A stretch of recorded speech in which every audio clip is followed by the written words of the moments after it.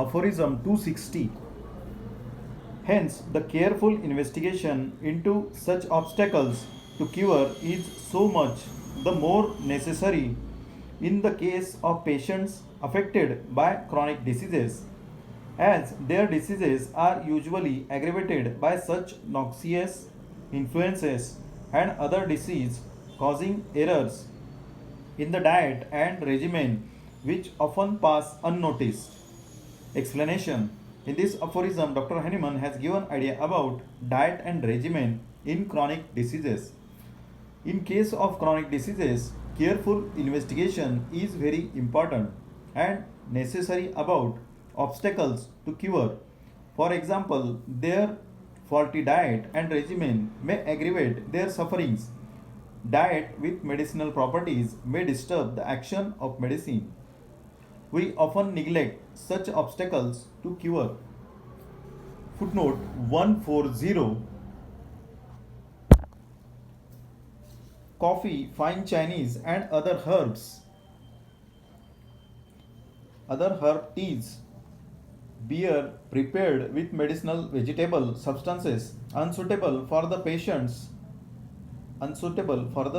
state, so called fine liquors made with medicinal spices, all kinds of punch, spiced chocolate, odorous waters, and perfumes of many kinds, strong scented flowers in the apartment, tooth powders and essence, and perfumed sachets compounded of drugs, highly spiced dishes and sauces, spiced cake and ice, crude medicinal vegetables for soups, dishes of herbs, roots, and stalks of plants possessing medicinal qualities, asparagus with long green tips, hops, and all vegetables possessing medicinal properties, celery, onions, old cheese, and meats that are in a state of decomposition or that possess medicinal properties, as the flesh and fat of pork, ducks, and geese, or veal that is too young or and sour viands, ought just as certainly to be kept from patients as they should avoid all excess of in food and in the use of sugar and salt, as also spirituous drinks undiluted with water, heated rooms, woolen clothing, next the skin, a sedentary life in closed apartments, or the frequent indulgence in mere passive exercise such as riding, driving, or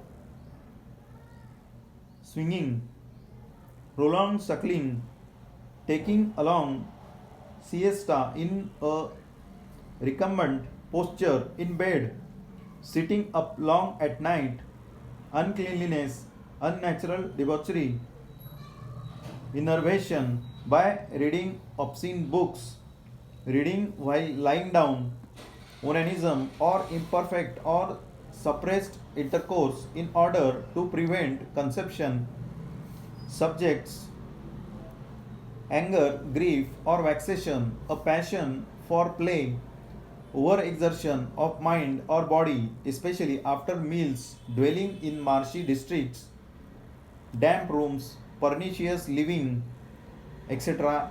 All these things must be as far as possible avoided or removed in order that the cure may not be obstructed or rendered impossible.